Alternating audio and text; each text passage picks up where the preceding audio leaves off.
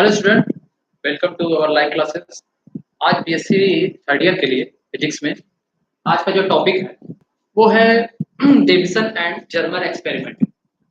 तो डेविसन और जर्मर ये दो फिजिसिस्ट हैं जो आपके प्लांक प्लांक के क्वांटम थ्योरीज को है ना एस्टैब्लिश करते हैं, उनके एक्सपेरिमेंट को शो करते हैं। तो क्या होता है प्लांक थ्योरी? प्लांक थ्योरी को समझने से पहले हम क्लासिकल मैकेनिक्स के कुछ टर्म पर चलते हैं, जहां पर देखेंगे कि आखिर कोई भी जो पार्टिकल होता है वो किस प्रकार का हमने कंसीडर किया कि माना कि कोई पार्टिकल है, वो क्या कर रहा है क्लासिकल मैकेनिक्स में जो कोई पार्टिकल है वो क्या कर रहा है, मूव कर रहा है किसी भी डायरेक्शन में v वेलोसिटी से। क्लासिकल मैकेनिक्स में जो आपका ऑब्जेक्ट है वो पर्टिकुलर किसी डायरेक्शन पे v वेलोसिटी से मूव कर रहा है विद द कंटेंट ऑन मास, तो अपने मास के साथ मूव कर रहा है। तो जो उसका मोमेंटम होगा वो होगा mass into velocity, mass into velocity. That means उस ऑब्जेक्ट का जो पर्टिकुलर मास है और उस वेलोसिटी, कितनी उसकी वेलोसिटी है, इन दोनों चीज का मल्टीप्लिकेशन ये आपका क्या कहलाएगा, मोमेंटम कहलाएगा। ये तो हुआ क्लासिकल मैकेनिक्स में। अगर हम बात करें इन अ क्वांटम मैकेनिक्स, तो क्वांटम मैकेनिक्स में क्या होता है, क्वांटम मैकेनिक्स में हल्के पार्टिकल्स या एक माइक्रोफॉर्म के जो पार्टिकल्स होते हैं उनकी हम चर्चा करते हैं क्वांटम मैकेनिक्स में। तो क्वांटम मैकेनिक्स में भी क्या ये जो आपका क्लासिकल मैकेनिक्स की थ्योरी है वो अप्लाई करती है कि नहीं करती? तो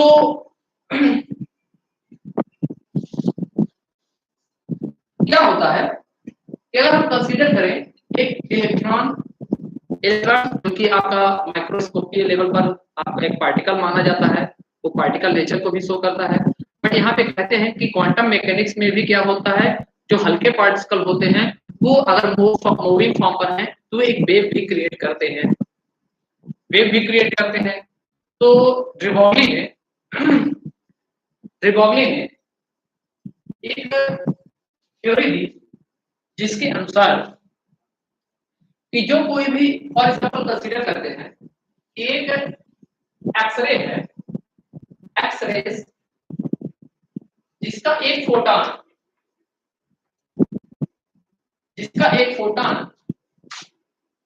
क्या होता है, एनर्जीज ऑफ बंडल्स, है ना, बंडल ऑफ एनर्जी, या आपका क्या कहलाता है, फोटॉन कहलाता है। तो अगर इस फोटॉन की बात करें तो फोटॉन एक पार्टिकल के रूप में हो गया, या यूं कहें कि जो कोई एक मूविंग इलेक्ट्रॉन है, तो वो भी माइक्रोस्कोप लेवल पे क्या करता है, वेव को फॉर्म करता है, वेव क्रिएट करता है ना। तो शो कर रहा है, तो ये क्लासिकल मैकेनिक्स में तो इसका कुछ ना कुछ मोमेंटम होना चाहिए। अगर ये पार्टिकल नेचर शो कर रहा है तो इसका कुछ ना कुछ मोमेंटम होना चाहिए। बट साथ में ये वेव भी क्रिएट कर रहा है, तो वेव भी क्रिएट कर रहा है तो मतलब इसमें क्या होगी, कुछ ना कुछ वेवलेंथ होगी। तो ड्रिबॉगली ने एक रिलेशन फाइंड किया जिसे हम ड्रिबॉगली का इक्वेशन कहते हैं, और इन्हीं ड्रिबॉगली के इक्वेशन को एक्सपेरिमेंटल रूप में शो करने के लिए डेविसन एंड जर्मर ने एक है ना एक्सपेरिमेंट किया, जिसमें से प्लांक की थ्योरी को सच किया गया, प्रूफ किया गया कि हाँ इलेक्ट्रॉन में भी क्या होता है, पार्टिकल नेचर और वेव नेचर दोनों होता है। तो ड्रिबॉगली के आपका ये जो रिलेशन है, तो जो किसी भी पार्टिकल का जो मोमेंटम होता है ना, वो प्लांक की वैल्यू h और लैम्डा के, उसी पार्टिकल की जो बनाई हुई वेव होती है उसके वेवलेंथ के, है ना, डायरेक्टली इनवर्स में होता है। तो P is equal to h upon lambda. तो इसी थ्योरी को हम आगे डेविसन और जर्मर एक्सपेरिमेंट के थ्रू समझेंगे कि आखिर ये तो हुई संकल्पना की बात, तो क्या ये थ्योरी प्रूफ कहाँ होती है, इसको समझने के लिए डेविसन और जर्मर ने एक्सपेरिमेंट दिया। तो आइए उसको एक्सपेरिमेंट समझते हैं। तो हमारा यहाँ पे एक सेटअप दिख रहा है, जहां पे ये एक आपका एक पार्टिकल के रूप में यहाँ पे हमने इलेक्ट्रॉन को लिया है, जो इलेक्ट्रॉन जब किसी भी डायरेक्शन पे मूव करता है तो उसके लिए हम देखते हैं, है ना। तो फॉर एग्जांपल हमने ऐसा लिया कि ये एक गन है जो कि क्या करता है, इलेक्ट्रॉन की बम्बार्डिंग करता है ना। इलेक्ट्रॉन का क्या करता है, इलेक्ट्रॉन की बम्बार्डिंग करता है, और जहां पे ये जी क्या है, एक फिलामेंट से कनेक्टेड है जो कि इलेक्ट्रॉन को प्रोड्यूस करता है, और इलेक्ट्रॉन इस फिलामेंट एफ से क्या होता है ना, निकलता है। फिलामेंट एफ जो है वो आपका रियोस्टेट से कनेक्ट होता है ना, जहां पे इसका वोल्टेज क्या होता है, डिक्रीज या इंक्रीज किया जा सकता है। तो हम डिफरेंट डिफरेंट लेवल पर क्या जिस टाइप का पोटेंशियल होगा उस टाइप पोटेंशियल को हम चेंज करके इलेक्ट्रॉन को पोटेंशिएट करते हैं कि, है ना।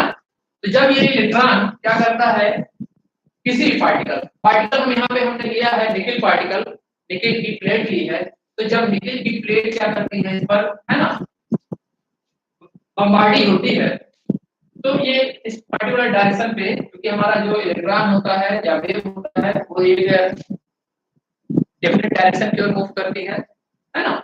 और ये एक आपका डिटेक्टर है जो इस इलेक्ट्रॉन के रिसीवर के रूप में, जैसे ये इलेक्ट्रॉन की लाइट गई, इलेक्ट्रॉन की बीम गई और इस निकल क्रिस्टल पे पड़कर वापस है इस डिटेक्टर में, है ना।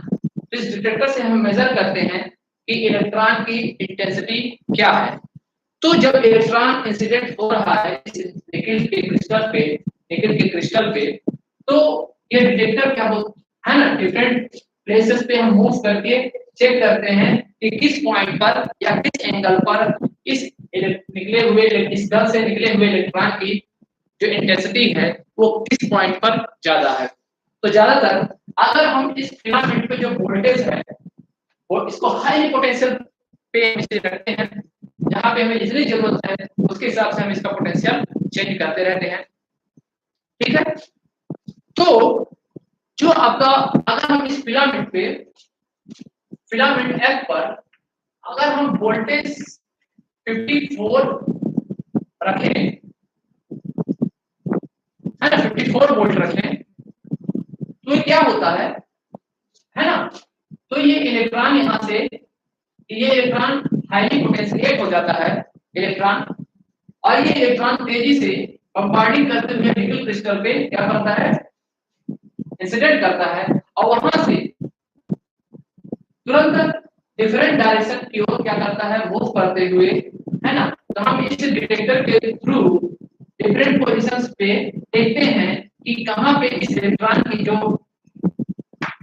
रिफ्लेक्टिविटी है वो कहां पर, या इंटेंसिटी है वो कहां पर ज्यादा है। तो हम देखते हैं जब हम 54 वोल्ट पर या रखते हैं इस फिलामेंट को वोल्ट को, तो जो हमारा एंगल प्राप्त होता है जहां पे हाई इंटेंसिटी प्राप्त होती है डिटेक्टर में, वो होती है लगभग 50 डिग्री पर। कितने डिग्री पर? 50 डिग्री पर डिटेक्टर के आपका क्या होता है, इलेक्ट्रॉन की हाई इंटेंसिटी शो होती है, ठीक है। तो फिर अगर हम इसको समझें एक फिगर के थ्रू, तो निकिल का जो क्रिस्टल है, जो निकिल का क्रिस्टल है, एक प्लेन फॉर्म पर जो उसके क्रिस्टल की जो यूनिट सेल्स की जो डिस्ट्रीब्यूशन है वो एक प्लेन के फॉर्म पर है ना, प्लेन और आपस में एक मोटी लेयर बनाता है निकल क्रिस्टल। तो इसको समझने के लिए हमने फॉर एग्जांपल कंसीडर करते हैं कि एक निकल क्रिस्टल का क्या है, लैटिस पॉइंट्स हैं जो एक पर्टिकुलर प्लेन पर क्या है, सिचुएटेड है।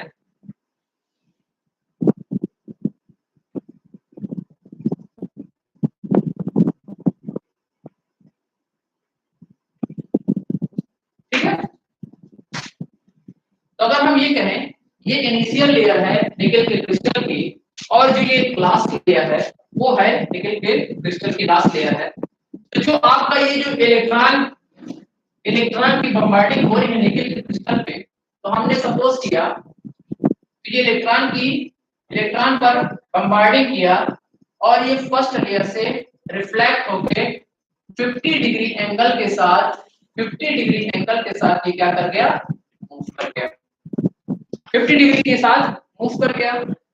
फिर हम जानते हैं कि जो आपका इलेक्ट्रॉन है मूविंग फॉर्म पर रहता है, तो क्या करता है कि वेव क्रिएट करते हुए चलता है। मतलब जब इलेक्ट्रॉन किसी भी डायरेक्शन की ओर कोई भी हल्का पार्टिकल या माइक्रो फॉर्म पर जब कोई पार्टिकल हाई स्पीड से मूव करता है तो वह अपने पीछे एक वेव क्रिएट करता है ना। अब वो क्या करता है, वेव क्रिएट करते हुए आगे की ओर बढ़ता जाता है। तो जो ये मैटर जो है या जो पार्टिकल है जो वेव क्रिएट कर रहा है, इसी को सर प्लांक ने मैटर वेव का नाम दिया। तो अब वेव क्या होता है, वेव आपका फ्लो कर रहा है। फिर हमने यहाँ पे देखा कि जब आपका इलेक्ट्रॉन मूव करते हुए वेव बनाते हुए है ना, वेव क्रिएट करते हुए इस निकल क्रिस्टल पर ट्रांजिस्ट हुआ और रिफ्लेक्ट होकर डिटेक्टर की ओर मूव किया, तो क्या कर रहा है, वेव बनाते ही मूव करेगा। तो वेव टाइम पर तो क्या होता है, अब ये क्या कर रहा है, डिटेक्टर हाईली इंटेंसिटी जहां पर भी होगी वहां पे इसे डिटेक्टर को प्लेस करेंगे तो हमें 50 डिग्री पर मिलेगा। तो अगर हम एक और केस कंसीडर करें, आप समझिएगा। फॉर एग्जांपल हमने ये दो लेयर ली, निकल के फर्स्ट प्लेन की बात कर रहे हैं और उसी निकल के लास्ट प्लेन की बात कर रहे हैं। तो रिफ्लेक्टेड फॉर्म होने के लिए इसको मैं थोड़ा सा तिरछा लेता हूं, ठीक है। ये रहा निकल, जो आपका इलेक्ट्रॉन मूव कर रहा है, जो जब इलेक्ट्रॉन मूव करेगा तो वो वेव क्रिएट करेगा। वो क्या करेगा, वेव क्रिएट करेगा। और वेव क्रिएट करते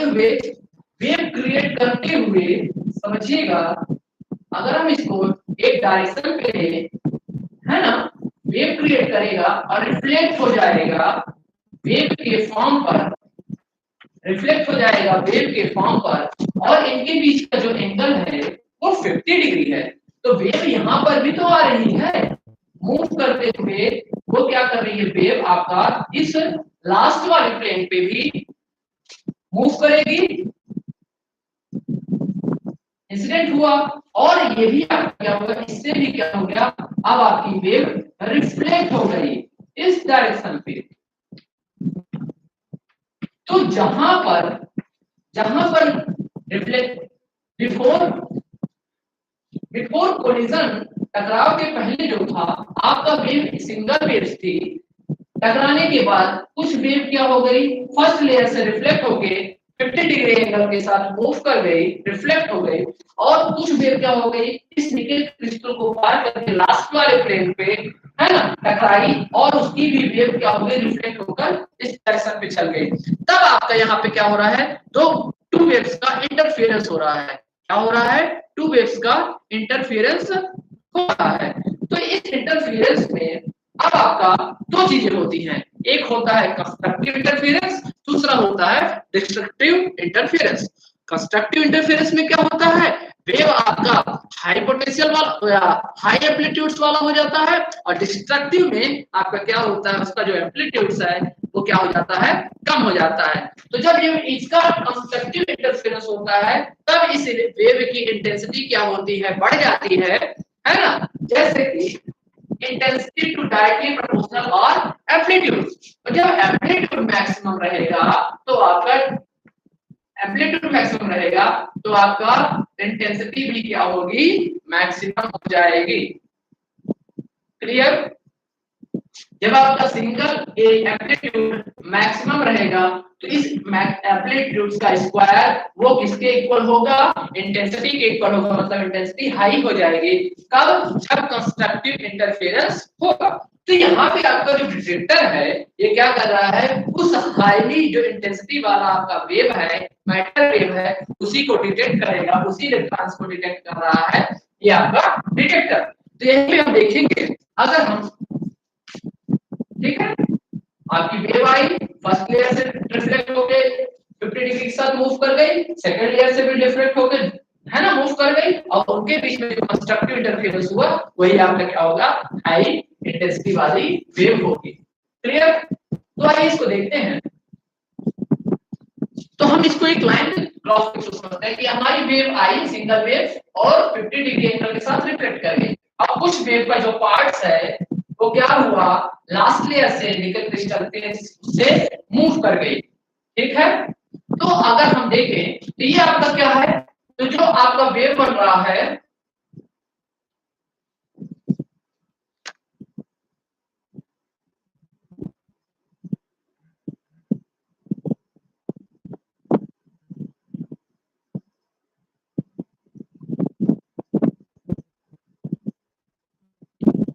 ठीक है, तो ये आपका थीटा एंगल हुआ और ये आपका फॉर एग्जांपल कंसीडर करते हैं एक दूसरा एंगल जो इस लैटिस प्लेन के साथ फर्स्ट लेयर पे बन रहा है। तो ये आपका क्या हो जाएगा, अगर हम इसको कहें तो अब ये अब आपको दिख रहा होगा ये पूरा यहां से लेके यहां तक का एंगल क्या होगा, कंप्लीट एंगल 180 डिग्री होगा।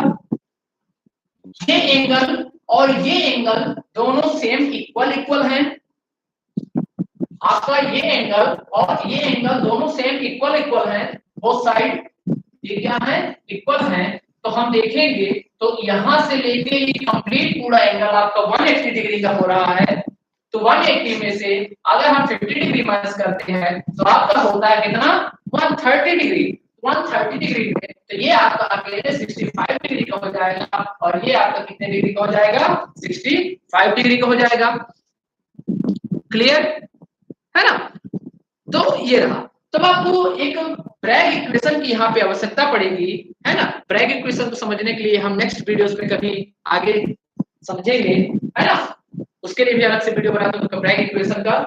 तो ब्रैग इक्वेशन आपका होता है n lambda is equal to 2 d sin theta, d sin theta. अब ये आपका जो इलेक्ट्रॉन इंसिडेंट कर रहा है, इलेक्ट्रॉन का जो बीम है इंसिडेंट कर रहा है निकल क्रिस्टल पे, तो वेव हुआ, तो वेव में पड़ जाहिर सी बात है उसका कुछ ना कुछ वेवलेंथ होगा। और ये जो आपका क्रिस्टल जिस पे पड़ रहा है उन दो क्रिस्टलों के बीच का जो डिस्टेंस है वो कहलाता है d, है ना। जो हमने क्रिस्टल लिया है निकल के किसी भी लैटिस प्लेन के बीच का जो डिस्टेंस है d वो लगभग होता है d is equal to 0.91 angstrom. Nickel के क्रिस्टल के किन्हीं भी दो जालक या लैटिस प्लेन आपस, निकल का क्रिस्टल हमने मोटा क्रिस्टल लिया है फॉर एग्जांपल, है ना, हमने क्रिस्टल लिया है तो जो लैटिस ये आपका क्रिस्टल है, निकल का क्रिस्टल है वो कई सारे लैटिस का प्लेन के ऑर्डर पे क्या हुआ है, बना हुआ है। तो मतलब जो आपका एक निकल क्रिस्टल है वो कई सारे लैटिस प्लेन से डिस्ट्रीब्यूट है ना, अलग-अलग, और ये एक मोटा निकल का क्रिस्टल क्रिएट बन रहा है ना, निकल की प्लेट बन रही है। तो ये तो जो इनके बीच का किसी भी टू लैटिस प्लेन के बीच का जो डिस्टेंस है वो 0.91 एंगस्ट्रॉम है। क्लियर, फिर इसे आपका ब्रैग इक्वेशन कहलाता है n lambda is equal to 2d sin theta. ये आपका क्या है, ब्रैग इक्वेशन, ठीक है। और n क्या है, हमने सिंगल इलेक्ट्रॉन मतलब केवल एक इलेक्ट्रॉन को मैटर के रूप में हमने मूव किया है निकल क्रिस्टल पे, और वो क्या कर रहा है उस पर, तो मतलब आपने क्या लिया है, सिंगल वेव ली है, मतलब दैट मींस आपका n इज इक्वल टू 1। मतलब आपने सिंगल इलेक्ट्रॉन लिया है और सिंगल इलेक्ट्रॉन की बॉडी की है निकल के क्रिस्टल पे, हम यहाँ पे हमारा जो वेव बनेगा वो भी एक ही बनेगा, इसलिए क्या हो जाएगा आपका n is equal to 1 single waves के लिए। तो अब आपका हो जाएगा lambda, lambda is equal to 2 d मतलब वही लैटिस प्लेन के बीच का डिस्टेंस 0.91 एंगस्ट्रॉम, 91 एंगस्ट्रॉम।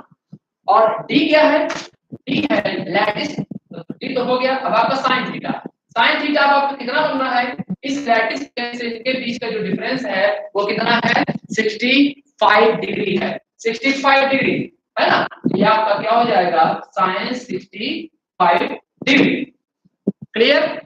अब sin 65 की जो वैल्यू होती है एग्जैक्ट वैल्यू होती है वो होती है 0.9, इसको 2 मल्टीप्लाइड 091 एंगस्ट्रॉम मल्टीप्लाइड 0.9063,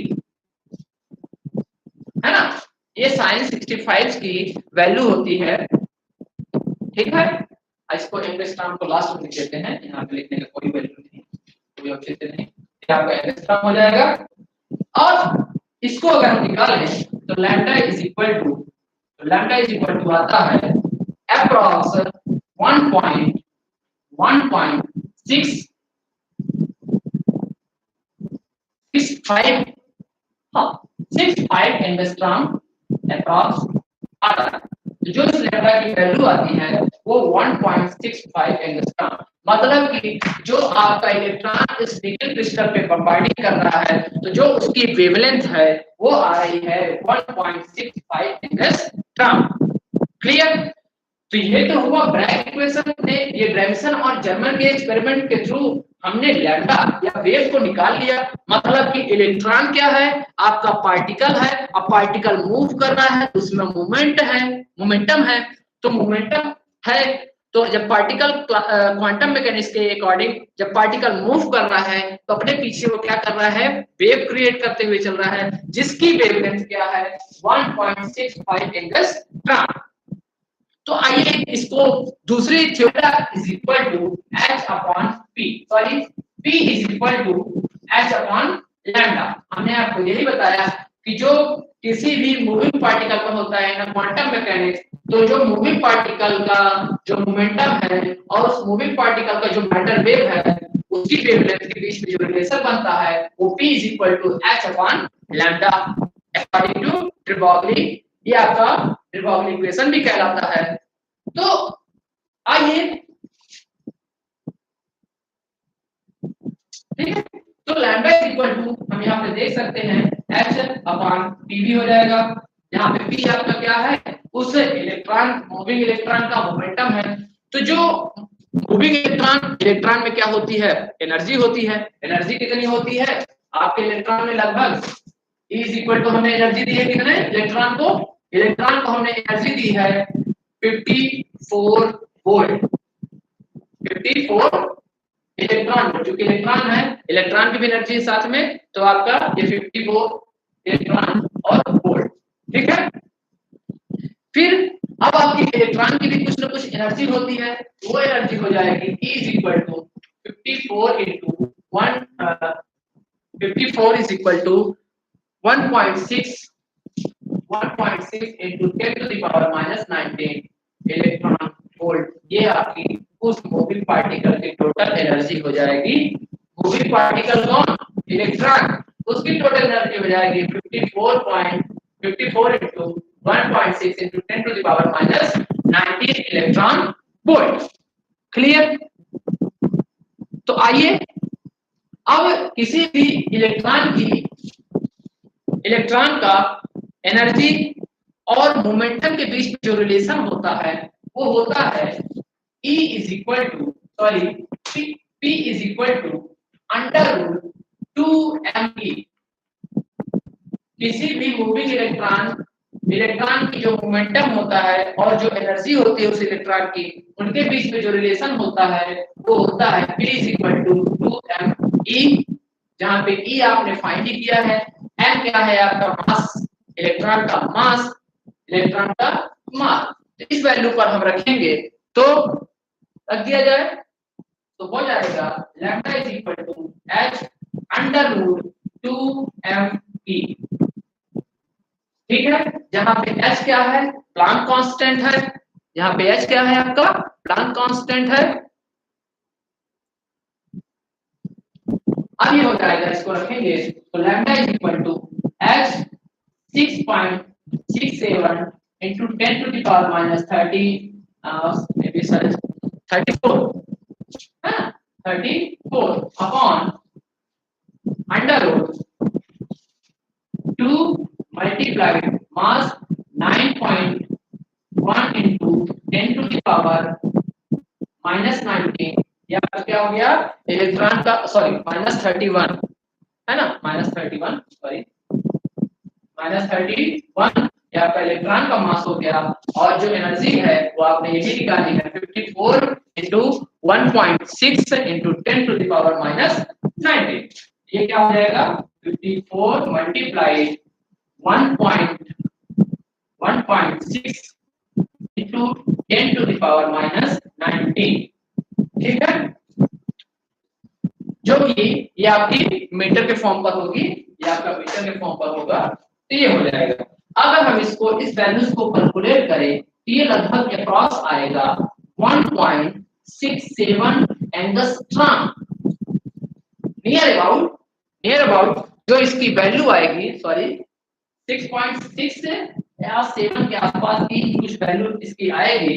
तो ये हुआ ड्रिबॉगली हाइपोथेसिस के अनुसार, ड्रिबॉगली हाइपोथेसिस के अनुसार जो आपकी जो मैटर वेव की वेवलेंथ है वो है 1.66 एंगस्ट्रॉम, जिसमें इलेक्ट्रॉनिक वोल्ट उसका था आपका 54 इलेक्ट्रॉन वोल्ट, 54 इलेक्ट्रॉन वोल्ट, तभी आपका जूल हो जाएगा, है ना, इलेक्ट्रॉन वोल्ट नहीं होगा क्योंकि आपने इलेक्ट्रॉन की वैल्यू रख दी है एनर्जी की, ठीक है। तो अब आप देखेंगे तो जो ब्रैग इक्वेशन के अकॉर्डिंग जो आपकी वेवलेंथ निकल रही है और ड्रिबॉगली थ्योरी के अकॉर्डिंग जो उस मैटर वेव की वेवलेंथ निकल रही है, ये दोनों near about same to same है, 1.65 एंड 1.66 एंगस्ट्रॉम है। तो ये पता चलता है कि प्लांक की जो मतलब कोई भी जो स्मॉल पार्टिकल होते हैं माइक्रोस्कोपिक लेवल पर, तो वो क्या होते हैं जब कभी मूव करते हैं, है ना, मूव करते हैं तो अपने साथ वो क्या करते हैं वेलोसिटी वेवलेंथ अप्रॉक्स, अगर पोटेंशियल देखा जाए, पोटेंशियल 54 रखा जाएगा तो उसकी जो वेवलेंथ होगी वो 1.65 एंगस्ट्रॉम एंड 1.66 एंगस्ट्रॉम के बीच में होगी या अप्रॉक्स इतनी होगी। तो जो प्लांक की थ्योरी थी, वो प्लांक की थ्योरी ने डेविसन और जर्मन ने आकर क्या किया, एक एक्सपेरिमेंटल रूप दिया, यही अब आपका कहलाता है डेविसन एंड जर्मन एक्सपेरिमेंट। तो उम्मीद करता हूं आज का टॉपिक समझ में आया होगा। अगर किसी प्रकार की कोई क्वेरी होती है या कहीं पे प्रॉब्लम होती है तो आप मुझे बेझिझक कमेंट